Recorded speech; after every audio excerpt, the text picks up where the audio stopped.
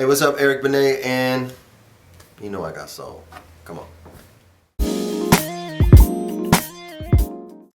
All right, Eric. So you released the one going on almost a year and a half now. Yeah. It's still going strong. You got the single running on radio. It's doing well.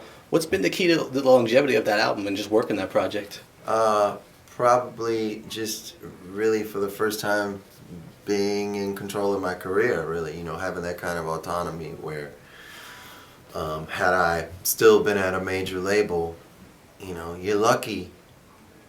Oftentimes you're lucky if you get one single with a decent release, but just being in a position where I have a great family behind me, partners, so that if I want to do something crazy like have 3 and 4 singles on a project, it can happen. Right. And I look at the whole thing like I feel as though I've spent 20 years of my career in the system of major labels. Is almost like like my college and my graduate school, so that I could evolve and get to the place where as long as I'm able to make sure that my creative statement is strong and I know exactly who I want to be as an artist, then I just had to pick up a little bit more knowledge on the actual promoting and marketing of art. And so being able to do it now is just, it's an incredible feeling. Right. And thank you. Yeah, the one was a very successful first release for Jordan House, and it's really put us in a position where we felt like we could sign a couple other artists like me who have a very clear vision of who they are creatively, and they just need a strong family behind them to get that statement out there. Right. And that's something you mentioned last night at your show, that huge announcement that you signed Calvin Richardson and Goapele to your Jordan House label. Mm-hmm. Kind of talk about that signing and what it means. Well, both artists are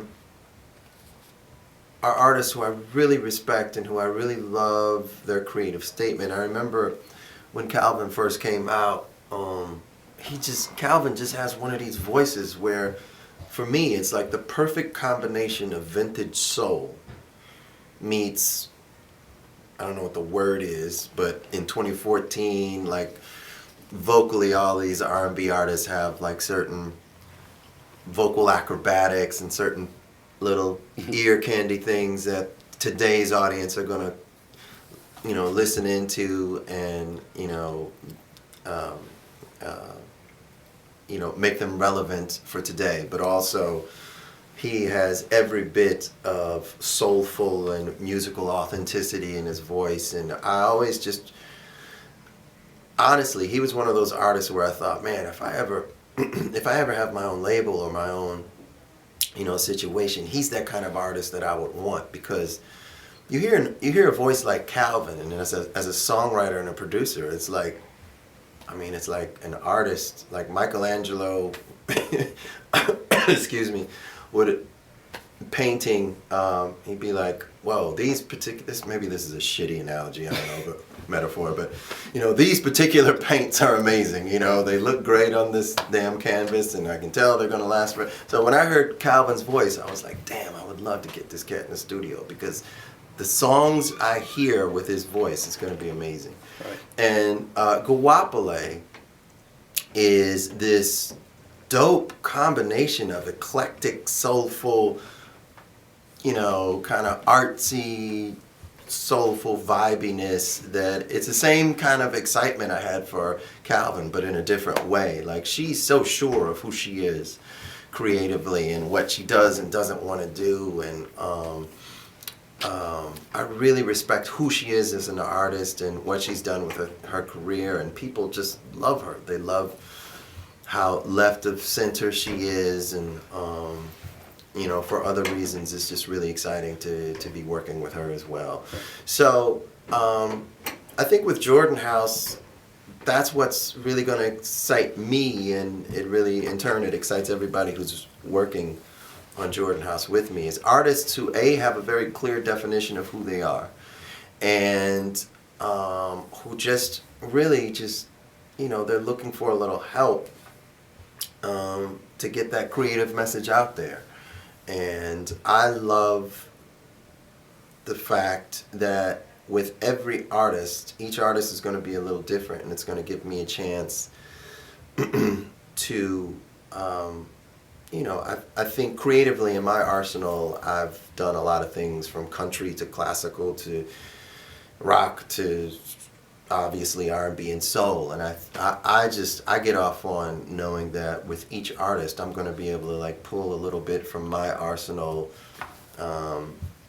to help to make sure each artist makes their statement come to fruition. Right. So that's really exciting. Definitely a huge deal. Yeah. Another thing you got going on is the Substars TV project you recently announced. What can you tell us about that? Well, with Substars, it's just a dope idea. I can't take credit for the idea. A friend of mine, Phil Viardo, who's actually part of a very successful television production company called Natural 9. They've actually won a few Emmys for some other reality-based shows that they've done over the years. And he had a concept for a show, just basically came up with the idea by walking through subways, and just, we all know, anybody, especially New York natives, and I mean, you walk through the subway and you've seen somebody standing there performing, and you thought, why the hell don't you have a record deal? You're so incredible. And Substars is an opportunity for these artists to have a platform, to have a showcase, a television show, a competition show, kind of like no other. I mean, when I think of music competition shows today, they're very, in my opinion, I mean, they're very glamorous and glitzy and shiny, and I don't know, it almost starts to feel like a lot of them feel like glorified karaoke shows where people were like, hey, let me audition for the karaoke show. And Substars is very much not that. We're going to what these people call their stage, and these are people who didn't decide, hey, let me audition for a competition show. These are people who wake up sometimes every day, and this is their life. This is how they survive, or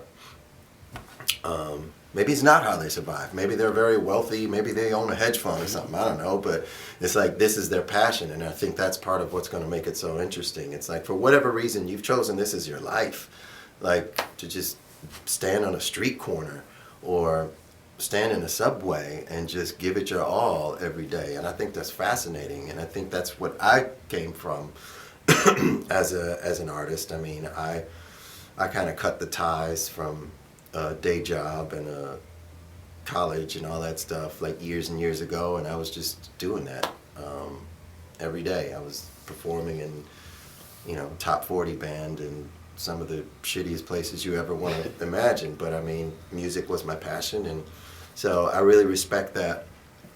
And I think these people just need to be seen, and so it's a really exciting concept. And we have a Kickstarter campaign, because not only do we want the